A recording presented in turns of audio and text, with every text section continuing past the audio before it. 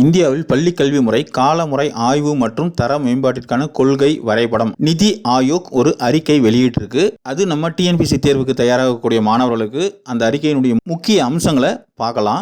கல்வியினுடைய தற்போது நிலை மற்றும் வளர்ச்சி பார்த்தீங்கன்னா, உலகினுடைய மிகப்பெரிய கல்வி முறை இந்தியா 14.71 லட்சம் பள்ளிகளையும் 24.69 கோடி மாணவர்களையும் கொண்டு உலகினுடைய மிகப்பெரிய கல்வி முறையை கொண்டுள்ளது இந்தியா.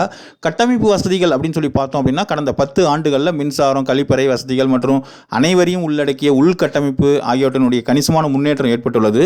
டிஜிட்டல் மயமாக்கல் அப்படின்னு பார்க்கும்போது கணினிகள், இணைய இணைப்பு, ஸ்மார்ட் வகுப்புகள் மூலம் டிஜிட்டல் மற்றும் கற்றல் சூழல் விரிவடைஞ்சிருக்குது.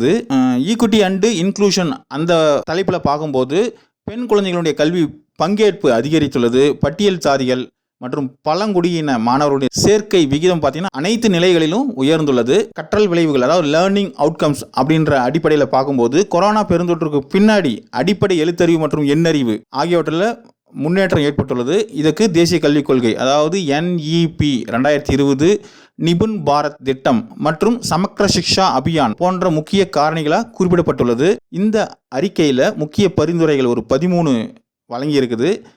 நிர்வாக சீர்திருத்தம், அதாவது பள்ளி அமைப்பை சீரமைத்தல், நிர்வாகத்திறனை மேம்படுத்துதல், ஆசிரியர் பணி நியமனம் மற்றும் தொழில்முறை வளர்ச்சியை உறுதி செய்தல், பள்ளி மேலாண்மை குழுக்களை வலுப்படுத்துறது, இதெல்லாம் நிர்வாக சீர்திருத்தம் அப்படின்னு சொல்லி சொல்கிறாங்க. அகாடமிக் சைடில், அதாவது கல்வியில் என்னென்ன சீர்திருத்தம் அப்படின்னா, கற்பித்தல் முறையை மாற்றுதல், முழுமையான கல்வி மற்றும் மாணவர் நலனில் கவனம் செலுத்துறது, தொழிற்கல்வியை ஒருங்கிணைக்கிறது, முன்பருவ கல்வியை வலுப்படுத்துறது, செயற்கை நுண்ணறிவு AI கற்பித்தலில் பயன்படுத்துறது, இந்த மாதிரிலாம் கல்வியில் சீர்திருத்தம் அப்படின்னு சொல்லியிருக்காங்க. செயல்பாட்டு திட்டம் இம்ப்ளிமெண்டேஷன் அப்படின்னு பார்க்கும்போது இந்த பரிந்துரைகளை செயல்படுத்துறதுக்கு 33 வழித்தடங்கள் உருவாக்கப்பட்டுள்ளது. இவை குறுகிய, நடுத்தர மற்றும் நீண்ட கால திட்டங்களாக பிரித்து வச்சிருக்கிறாங்க. இந்த முன்னேற்றத்தெல்லாம் கண்காணிக்கிறதுக்காக 125க்கும் மேற்பட்ட செயல்திறன் குறிகாட்டிகள், அதாவது பெர்ஃபார்மன்ஸ் சக்சஸ் இண்டிகேட்டர் இதில் சேர்த்துருக்கிறாங்க. இந்த அறிக்கை பார்த்தீங்கன்னா டிஎன்பிசி குரூப் 1, குரூப் 2 முதன்மை தேர்வு எழுதுறவங்களுக்கு, அதாவது மெயின் எழுதுறவங்களுக்கு சமூக பொருளாதார பிரச்சனைகள் மற்றும் கல்வி தொடர்பான கேள்விகளுக்கு பதிலளிக்கிறதுக்கு ரொம்ப யூஸ்ஃபுல்லாக இருக்கும். நம்ம சேனலை சப்ஸ்கிரைப் பண்ணி வச்சுக்கோங்க. உங்களுக்கு போட்டித் தேர்வு சம்பந்தமான முக்கியமான வீடியோக்கள்